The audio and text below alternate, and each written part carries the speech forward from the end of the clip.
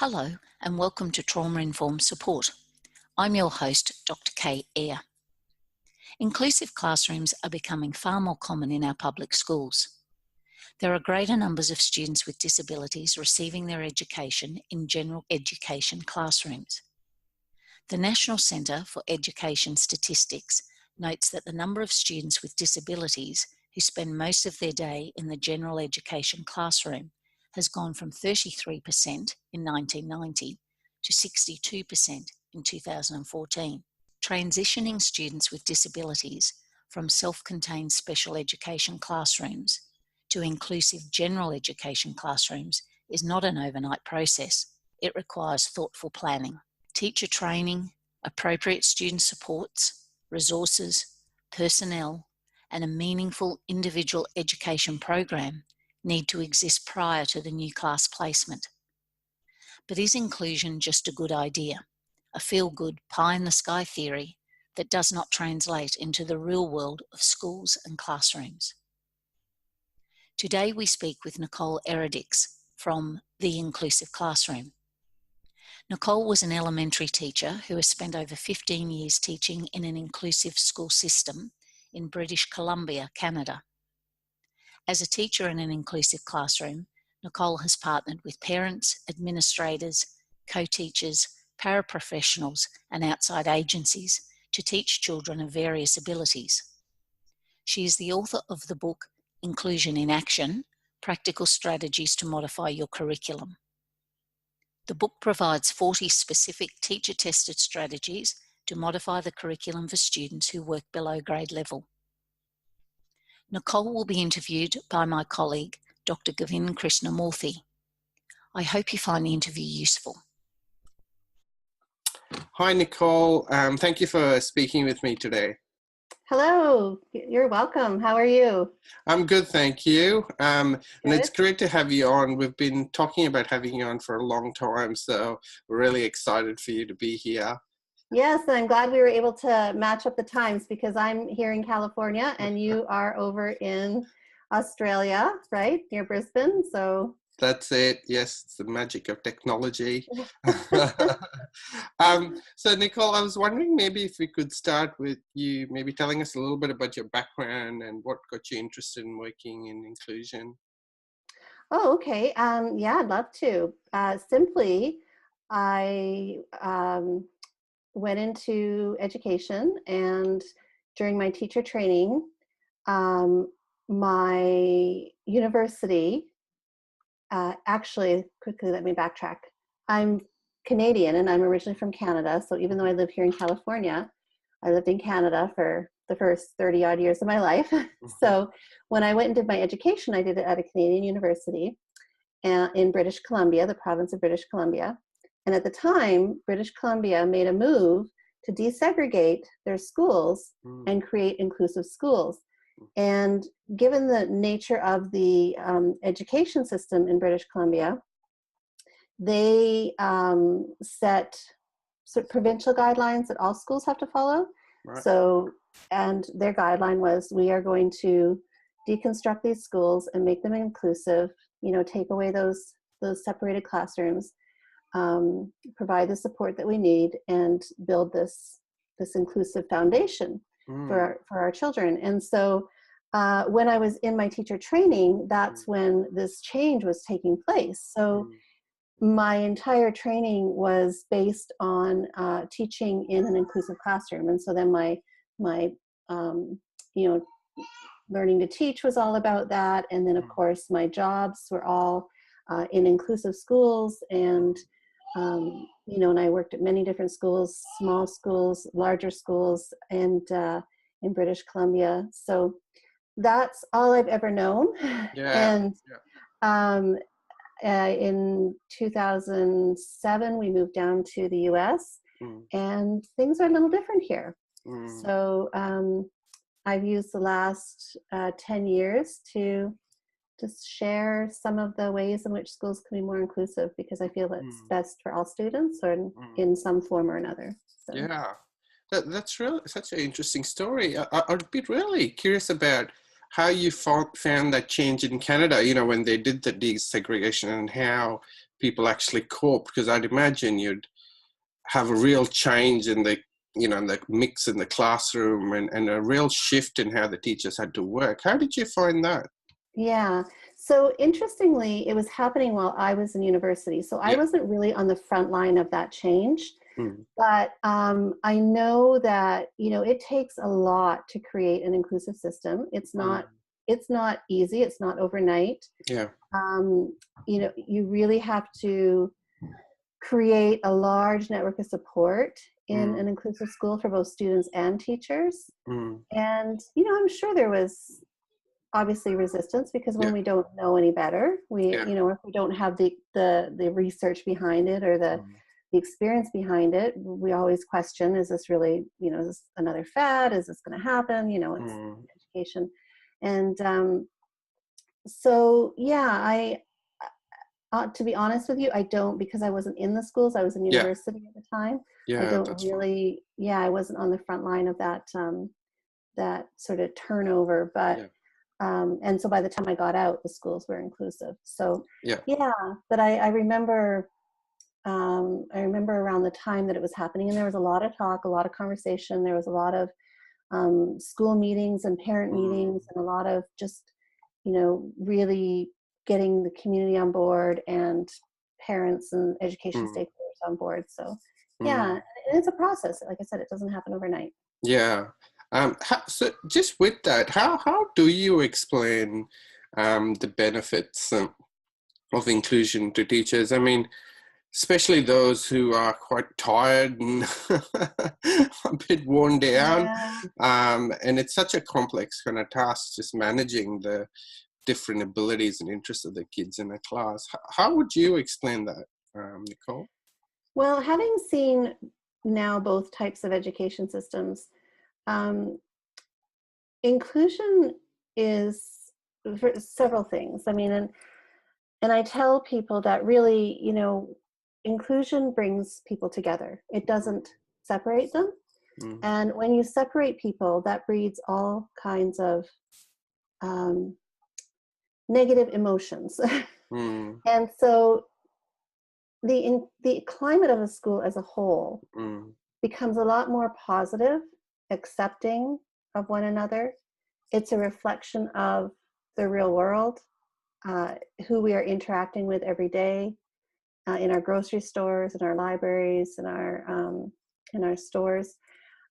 And it really is also based on the fact that, every child deserves an education, a quality education, right? And we need to ensure that.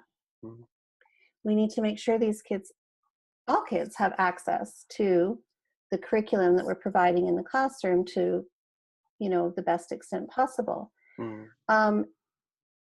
And for the tired, worn out teachers, my other advice, and my other, what I like to share, is that you get help. You need help. You can't do this on your own. Right. And inclusive schools don't expect teachers to do it on their own. There's a large network of support in an inclusive school, from the learning support teacher to the speech language pathologist to the principal, even to the librarian. And I know I've been there. I spent, almost 15 years in classrooms, and I know that feeling. But at the end of the day, it's my job. It's what I signed up for. And it's best for all students. Research has proven that. It makes me a better teacher, because I'm constantly reflecting on my practice, and am I providing the best for the students that I have. It makes me more on the cutting edge of education, because I have to provide new and different ways of teaching. So really, if you're a teacher that just wants to sit there and coast, no, it's not going to be for you.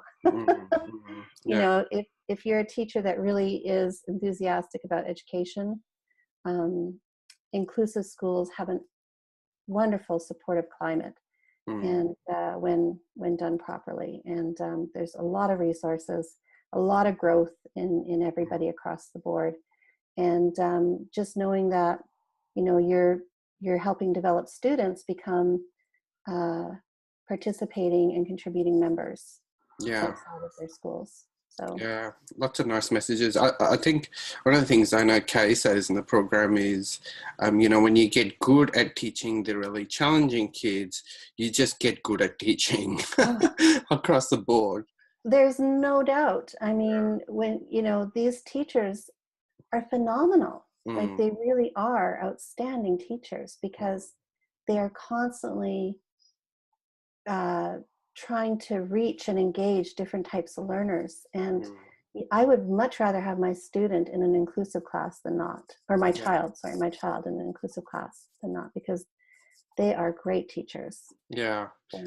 I was just wondering, Nicole, it sounds like you've had a lot of experience with working with teachers, and sometimes it's useful for people to hear stories of, you know, when things have gone well, or when this, you know, these ideas of inclusion actually work. Was there a story that kind of stands out in your mind around a time when perhaps just something really simple made wonders for not just the child who needed it, but perhaps for all the kids in the class, and that the teacher had a sense of feeling supported as well?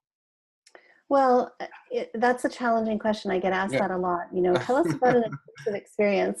Every day was inclusive, and you have to remember too. I mean, I had students of all ranges of abilities in my class. You know, I had students who were hard of hearing, who were had physical disabilities, who had you know, autism, Down syndrome, all types of things. And you know, my success, or the feelings of success, or seeing the success in the child, was really at the end of the day, when the child has gone home happy, has learned something, has friends that, you know, say hello, goodbye, connect with them on the playground, meet them after school, outside of school. You know, those to me are benchmarks of success. You know, the student is engaged in learning, wants to learn, and the student's peers accept and the student as a classroom member. You know, there's no kind of us and them. So really, the best inclusive classroom is when you don't see all those different needs and all those, you know, that one particular success story, because it's a success story for everybody. So it sounds kind of pie in the sky type, you know, that type of story, but it's not really. I can honestly tell you that it's hard to isolate one particular it is, and I think sometimes people think it's these spectacular wins, but often it's these really small everyday things that become part of your work ethic, isn't it, a lot of the time? Exactly. And there's no question, well, can they or can't they do it? It's more like, how can we make it happen? And you know, it's not for full inclusion is not for every child. I mean, there are varying degrees of inclusion. It's very child-based, and because I'm not going to say, you know, let's fully include a child in a very busy, large classroom, you know, where the child has sensory issues, and obviously, do you know what I mean? Like we make accommodations and modifications for that child to participate successfully. So. Yeah, that's a nice message too. So you talk about this framework of the layers of inclusion. I wondered if you could speak to that a little bit, Nicole. Yeah, no problem. So basically, the layers of inclusion really are it's the foundation of an inclusive school. It's how an inclusive school is built. I mean, first you have to have the community, you know, on board and supporting the school. Everything from community resources, you know, outside systems of support for families, libraries, you know, all sorts of, you know, the community has to really be on board and participating and supporting families. And then you've got the school itself, and that is you know, the principal, like I said, the learning assistance teachers, the speech language pathologists, the bus drivers, the school, the cafeteria people. Those people also have to be on board and inclusive and be prepared and trained to support all learners. And then you've got, you know, the classroom where the action really happens. And that's when, you know, you've got the teacher that needs to be properly trained. You need to have the right programs in place, the the learning programs, the individual learning programs if necessary. So it's kind of like this, you know, an egg, right? Like you've got these different layers that come down to the middle, and you need all of that support in order to create successful inclusion, because inclusion does not happen in isolation. It's not, I can say it's not a classroom down the hall. It's an entire philosophy and approach to education. Yeah, that's nice. And that fits in with a lot of what you're saying around not doing it alone, really, isn't it? That you've got everyone around you and they're all sort of working on a similar framework or a similar kind of value system. Exactly. Having the kids there.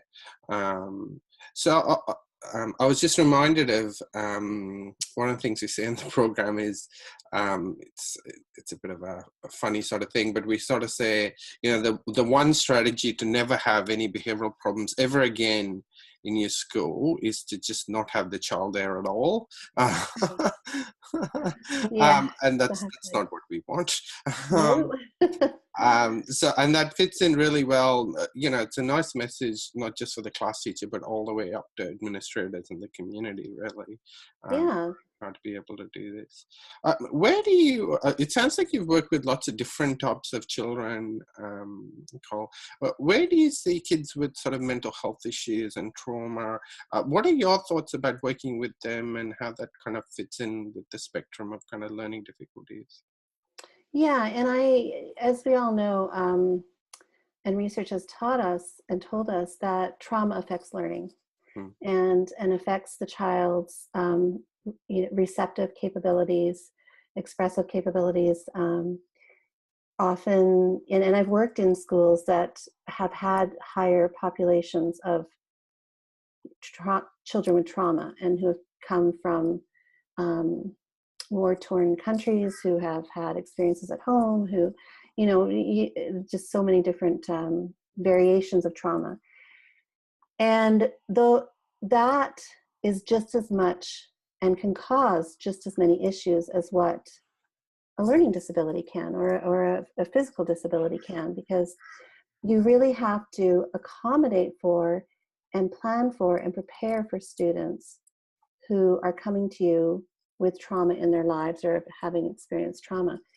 And just more of a concrete example, I know that in one of the schools that I worked in, we would often, in terms of planning our subjects for the day, we would often leave topics like math and English, you know, those ones that you have to really kind of think through. We would leave those and teach those later on in the day, like towards lunchtime, as opposed to first thing in the morning, so that it allowed the students who are coming to us to ease into the school day, kind of a low pressure transition. And so it really, so like any other learning issue or physical issue, trauma, students with trauma also require that attention as well, and that kind of planning and thought when we are educating them. So I mean, it's you know, there's quite a lot that you can do too to support them. So. And it's interesting because one of the things I think they struggle with is kind of building relationships and having trust with the adults around them, and just kind of thinking about it, I think you need that relationship and relational foundation for all kids, don't you? What were your thoughts about that, Nicole?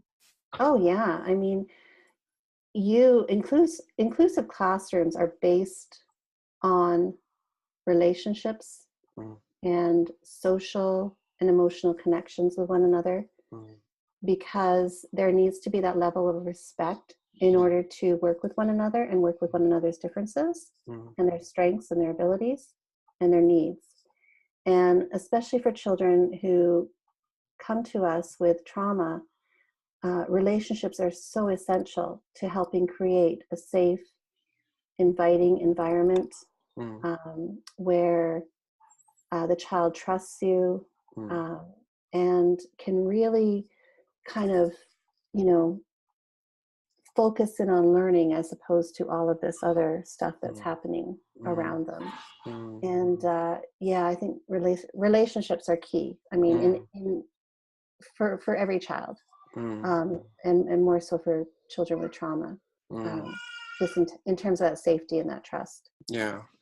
So if you had a teacher who's got a child in their classroom who's listening, who's particularly challenging, and they hear all this stuff and they're kind of thinking, well, I need to teach them these social emotional skills, but they're still challenging to kind of manage within the class. What would be kind of one or two things you would say to someone like that, Nicole?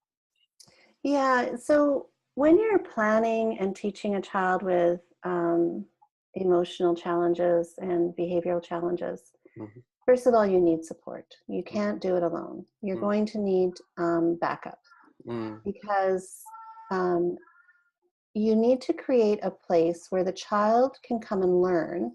But if the child is having trouble learning or accessing the material, or has focused on something else, you need to have a backup plan for the child.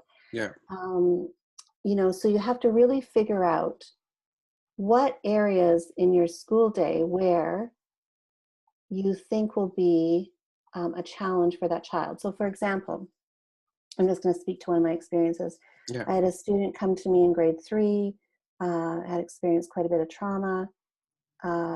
We realized that transitions were really difficult for this student. So in the morning, we would have the student come into the classroom before the other children.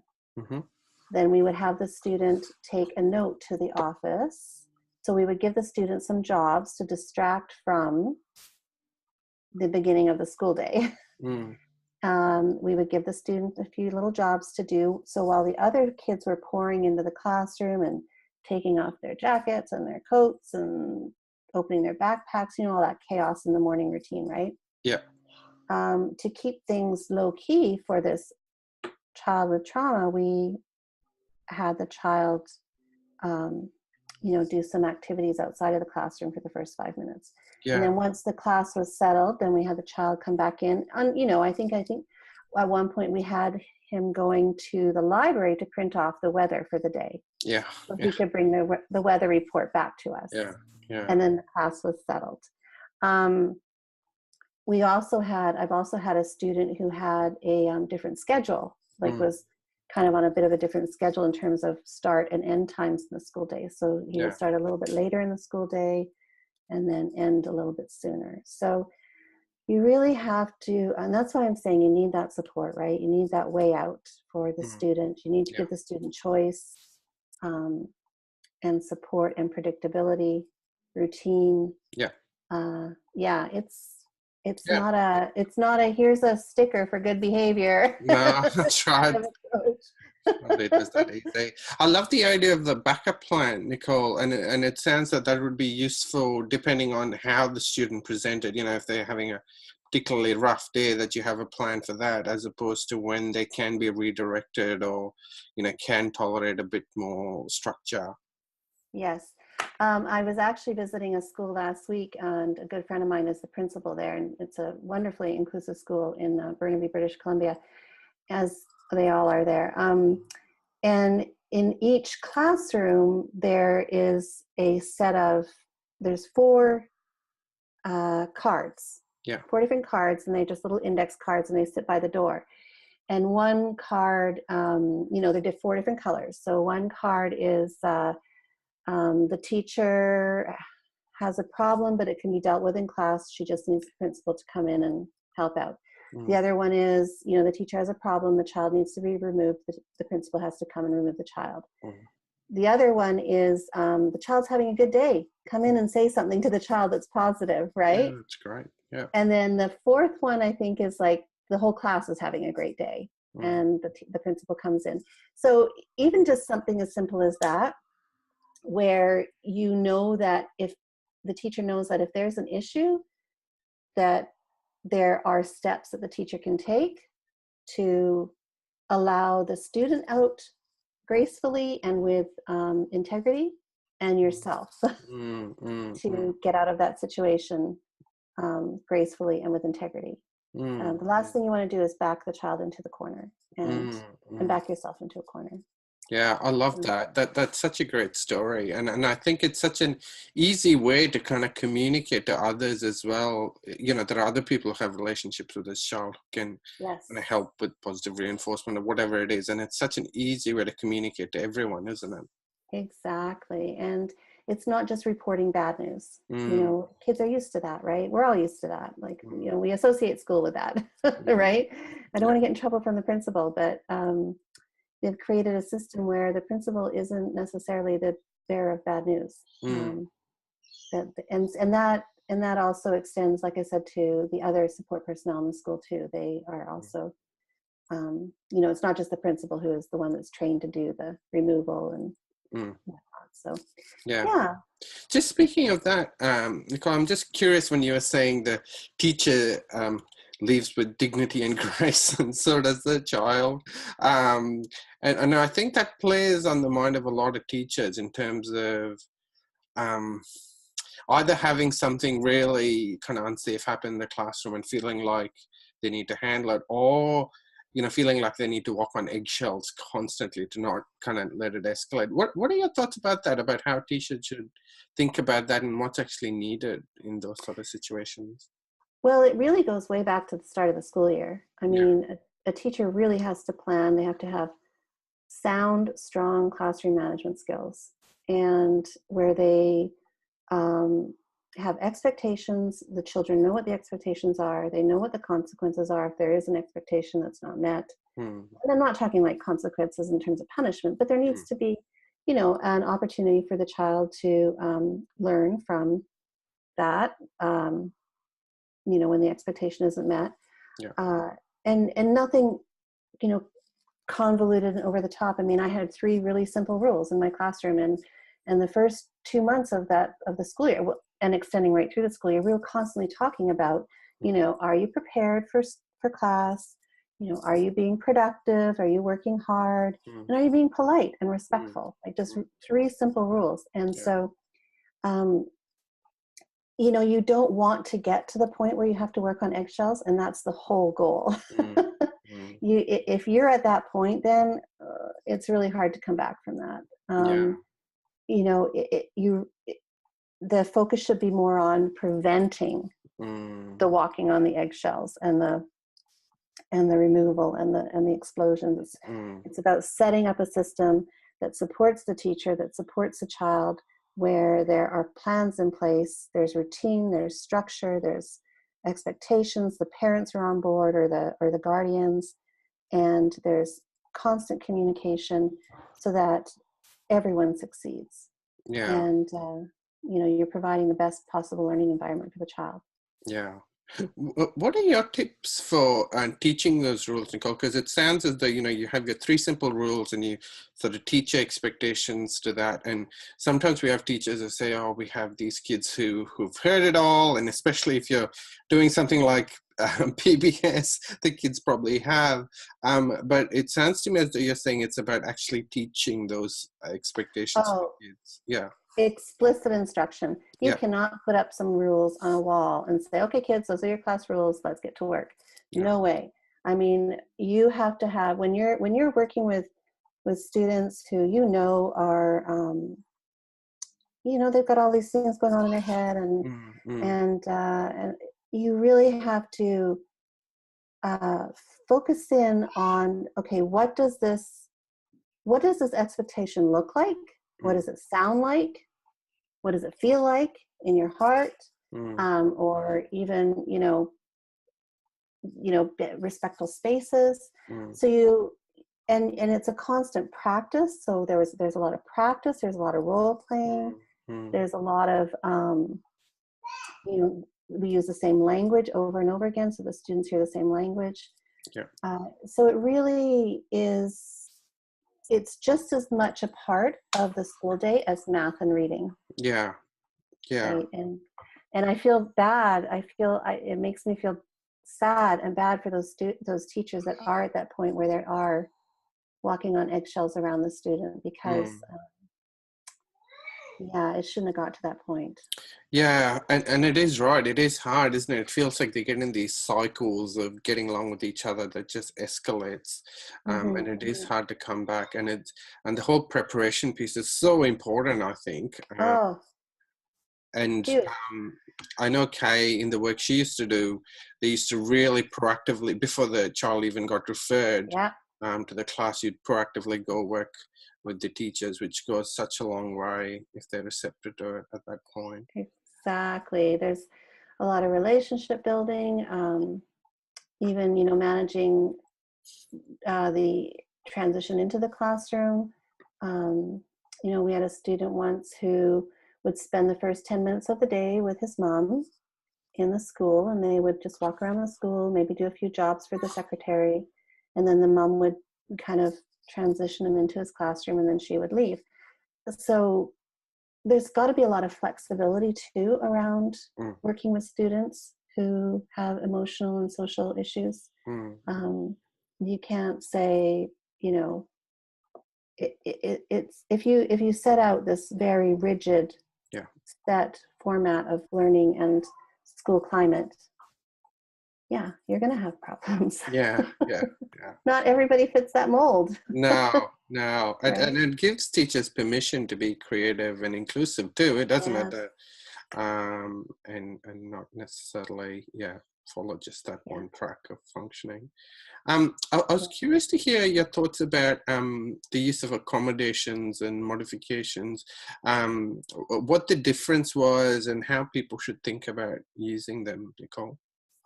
Yeah, so the biggest sort of place to begin with describing accommodations and modifications is that every child deserves access to curriculum, and how they get there depends on what they need. For example, you and I both wear eyeglasses. Does that give us an advantage over a student who doesn't? No, because without them, we couldn't see what we need to see, right? Yeah. We're still very capable and can communicate and interact with one another. We just need eyeglasses in order to see the material. So when I describe accommodations and modifications, I describe them as giving students what they need to access learning. And it may be the same learning that the other students are doing, the same material that the other students are doing. So for example, that's what we call here in America accommodations. When you make accommodations for students, you are basically providing them with access to the material that everybody else is learning. So if you and I are in a 4th grade class, we're learning our multiplication tables. We can learn them just like every other student. We just need eyeglasses to see the problems on the board. That's, that's what I would relate it to. Modifications are more intense forms of accommodations, at least here in America. I'm not sure about the Australian education system. They require, they're a little bit more formal, they're legal documents, and that is when you're providing the student with access to the curriculum, but you are modifying the curriculum so that the student can learn from it. So perhaps the student is not ready for multiplication in grade 4. They are still learning to identify numbers, right? So that's a modification. A modification is a more all-encompassing kind of a larger sort of, something that you do for students that requires a lot more changes to the curriculum. Yeah. Is that clear? No, that's great. Yeah, that's excellent. I was just curious about how that would work, how you could use accommodation modification when you're teaching social emotional skills, when you're explicitly teaching it, because I'd imagine for some of our kids, they would need just that little bit more repetition and support and practice. Is that how you would think of that, Nicole? Oh yeah.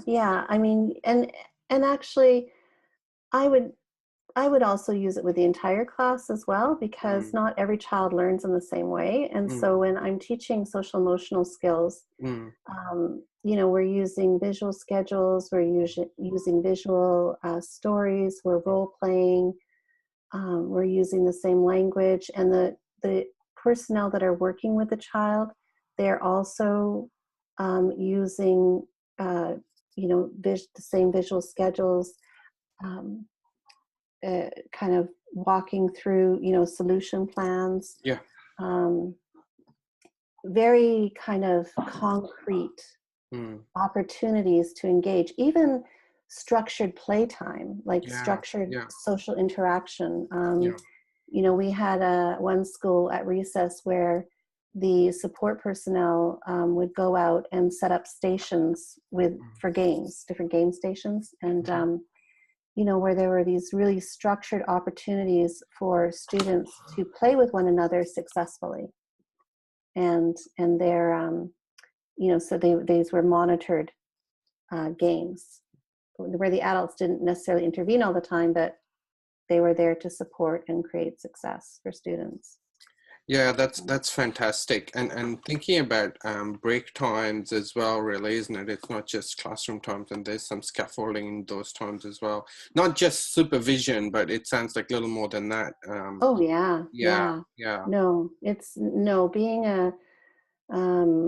being an assistant to a child with social and emotional needs, or any child, it's not about supervision, it's about facilitating. And supporting and helping the student access what they need to access.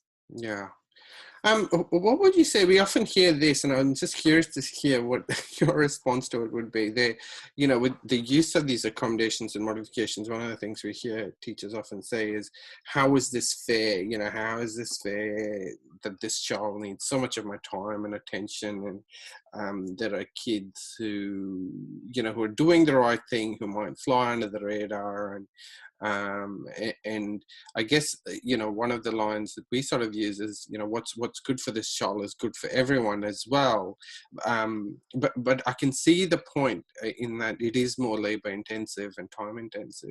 What is your sense of that? How would you respond to things like that? And it's a constant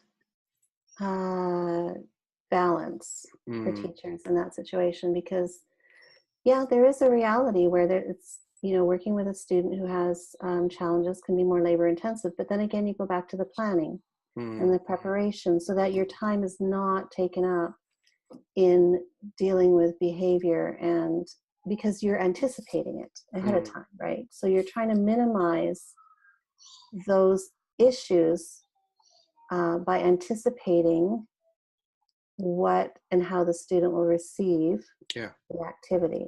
So, for example, when I worked in a primary classroom, we did a lot of instruction on the carpet, and so the students would sit at tables, and then I would bring them to the carpet every once in a while to do a more, a lesson that's together. And I took tape and I taped X's on the carpet. So that every student, and I assigned a student to that spot on the carpet, and that was their seat where they sat. There was none of this like, let's find a spot here, let's go over there, and so there was a really concrete location for that child to go and sit. And I would actually even say, I would call up small groups of children to come and sit. I wouldn't say, okay, everybody come to the carpet at once, right? Like that's like a free-for-all. It would be more like, okay, can I have this group of students come to the carpet and sit down, and then this group of students. So it goes back to good practice for all students, because there are other kids that benefit from that. But it also into preparation and planning and anticipation. And it will be a little bit more labor intensive, but there are other kids that need you in other ways. There are kids that need you to tie their shoes, to open their lunch container, it's the nature of teaching, really. And trying to get all your support in place will ease that labor intensive. And that's such an interesting point. And I think just the way you explained it, it made me think it's not just about the actual time. It's also about the teacher's perception of how they're using their attention and time, isn't it? And that if and that if you had a plan, then you're not beavering away in your mind trying to kind of come up with what needs to happen next. That it's a lot more predictable. That frees you up for a lot of the other kids. Yeah. And what it does too is it removes you emotionally from the situation. Yeah. So that you're not getting, you're not taking it personally. You're not taking it, you're not getting emotional over it, because it's like, okay, well, you did this, and our plan says that has to happen. So that's what's going to happen. And then, you've got this very concrete set of steps, and the student knows about, the teacher knows about, the staff knows about, the parents knows, they know about. And so the teacher isn't spending a lot of time kind of fixing. I think more time goes into preparing than it does fixing. Yeah. So, that's it's definitely, and definitely in the perception of it. That's a nice way to think about it. Speaking of which, I think it really does take a toll on teachers. It really kind of wears you down and gets you quite tired. What would be your tips for people, particularly in the special education area, around how to survive the work, how to keep at it, and while taking care of yourself as well? Oh boy, you can't do it without, a good relationships with other teachers in your school. I had a teacher friend who worked next door, and we would even go so far as to trade off for teaching subjects. So, she'd teach my math and I'd teach her English, because math wasn't my strong suit, right? Yeah. So it's about developing relationships with people in your school. It's about just being accessing support elsewhere. I mean, online, there's a huge community on Twitter of teachers that support one another. There's weekly tweet chats that teachers can get onto and ask questions, because professionals and experts facilitate the chats. Facebook groups, you name it. I mean, there's so much these days for teachers who can, and teachers from around the world. I mean, look at us. I mean, who would have thought we could share this information across the ocean? But that's, and as many resources as you can find to help help develop, and even just bringing people on board with you, making sure that you have the parent support, or trying to as best as you can, and personnel support, and and how about yourself? How about yourself personally, Nicole? How do you feel like you've kept at it? What's been the big motivator for you to not just go, this is all a bit hard? Well, I had some really great relationships with other teachers in the schools that I worked in, and became lifelong friends with them. And it just made going to work easier. I also, all those sort of kind of self-care things that people do. And then most recently, because I haven't been in the classroom for the last couple of years since living in the States, I've written a book. So that's been a very good, I've really enjoyed that process, and sharing with one another. And just, I think communication too is really key, because you can't do it alone. And nobody expects you to. Find a mentor, find a friend, find somebody. They don't necessarily need to be in your school, but find somebody that you can, bounce ideas off of, and and I think that's such an important part of it, is kind of actually being curious and wanting to be intellectually stimulated a little bit about, some of these challenges. Because I think if you're just sitting the day to day and never feel like you can take a step back, I think that really takes its toll on you, doesn't it? It sure does. I mean, it does not make for a pleasant working environment, that's for sure. And I mean, and that's the nature of an inclusive school, is that people are always reflecting on their practice, because they're trying to meet the needs of all these different students that are coming to the school. There's constant education, there's constant communication, workshops. I mean, it's a real thriving, vibrant environment. So, I mean, best I can explain it. So you did mention you'd written a book. Did you want to tell us a little bit about that? Yeah, I'm very excited.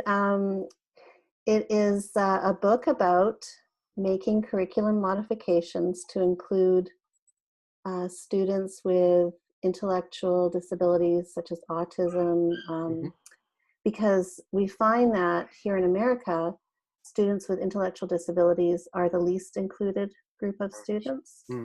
And many teachers know how to make accommodations for students, but when it comes to having a student in your class that works, 2, 3, 4 grade levels below, that's kind of when we get stuck. So I wrote a book on how to make those modifications to include kids who are not working at grade level.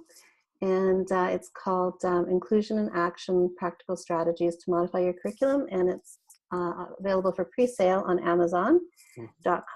And it will be released on April 2nd, 2018. So, yeah. And it will be on my website at The Inclusive Class or at Amazon.com or maybe even for you. Yeah, we could put up some of those links so people can find it on our website as well. That'd be great. So where do you find yourself now? What are you curious about in your work at the moment, do you think, Nicole? It's funny that you asked that, because the thing that's really sticking out for me right now is how can we make schools and how can we make places of learning more flexible for our kids, where it's not a cookie cutter institution, because we're trying to take all these kids and fit them into some very structured practice. And I really love the idea of being flexible, creating flexible learning environments, flexible times, flexible materials, just having teachers think outside of the box when it comes to meeting a student's needs, and then having that support. Yeah, that's right. And it is about having that support and being able to allowed to be creative and think laterally and be given permission to do that. I think sometimes in itself is so important. Yeah, exactly. Because without it, it can be so frustrating. I mean, if you don't have people subscribing, if you have people subscribing to one way of education, that's not going to work for everybody. Yeah, that's it. So, Yeah, Nicole, thank you so much for speaking with us. What I didn't mention is your website, The Inclusive Class. It's got some really interesting and useful resources. Did you want to point us to any of your other work and resources or links at all? We have a very active Facebook page called The Inclusive Class, and a lot of people get on there and share stuff and talk and ask questions. Twitter, I'm active on Twitter. There's a large group of us on Twitter that chat, so drop by and say hello if you have a question. Pinterest, we've got a large Pinterest page of different ideas for inclusive classrooms. So just Google The Inclusive Class to find me. Sounds great. And best of luck with your book. We'll keep an eye out for that. Thank you. And thank you for all your work, and thank you for speaking with us. It's been really interesting and really practical. Thank you. My pleasure. Likewise, I've learned a lot too. So have a wonderful day. I guess It's early morning there, so it is. Enjoy the rest of your day. Thanks, Nicole. Take care. We'll talk soon. Take care. Bye-bye. Take care. Bye. That was our interview with Nicole Eredics. Thank you to Nicole for sharing her experience with us. To access the resources and websites discussed in the interview, check out the show notes by visiting www.tipbs.com. If you're enjoying listening to our podcast, please rate and review it on iTunes. Your ratings make all the difference. Thanks for listening. See you next time.